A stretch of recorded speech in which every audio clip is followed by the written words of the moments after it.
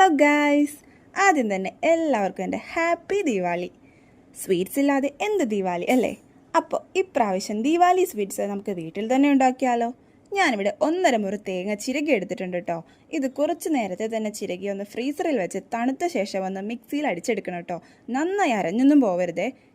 ഇനി ഒരു ചീനച്ചട്ടി ചൂടാക്കാൻ വെച്ച ശേഷം ഈ തേങ്ങ ഇട്ട് കൊടുക്കാം. അതിൻ്റെ നനവ് മാറി ഒന്ന് ഡ്രൈ ആവുന്നത് വരെ ഇളക്കി കൊടുത്തുകൊണ്ടേയിരിക്കണേ. ഇതിൻ്റെ കളർ മാറാതെ വെള്ള നിറത്തിൽ തന്നെ ഡ്രൈ ആവാൻ ശ്രദ്ധിക്കണം കേട്ടോ. ഡ്രൈ ആയതിനു ശേഷം 1 കപ്പ് പാൽ ഒഴിച്ച് കൊടുത്ത് നന്നായി ഇളക്കാം.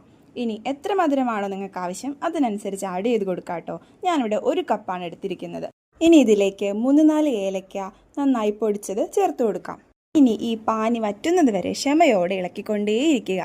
ഈ പഞ്ചസാരയും പാലുമൊക്കെ വറ്റി ഡ്രൈ ആകുമ്പോഴേക്കും സ്റ്റൗ ഓഫ് ചെയ്യാം കേട്ടോ. ഇനി ഇളം ചൂട് പരുവമാകുമ്പോഴേക്കും നമുക്ക് ഇവനെ ഇഷ്ടമുള്ള ഷേപ്പിലാക്കി എടുക്കാം കേട്ടോ. അതിനു മുന്നേ ഇതിൽ ആവശ്യത്തിന് നെയ്യ് നമുക്ക് ആഡ് ചെയ്ത് കൊടുക്കാം കേട്ടോ. ഞാനിവിടെ ഇവനെ ഉരുട്ടിയാട്ടോ എടുക്കണേ. ഇവൻ്റെ പേരാണ് കേട്ടോ കോക്കനട്ട് ബർഫി. നിങ്ങളും തീർച്ചയായിട്ടും ഇത് ട്രൈ ചെയ്ത് നോക്കണേ. അപ്പം അത്രയേ ഉള്ളൂ ഗായ്സ്. ടാറ്റാ.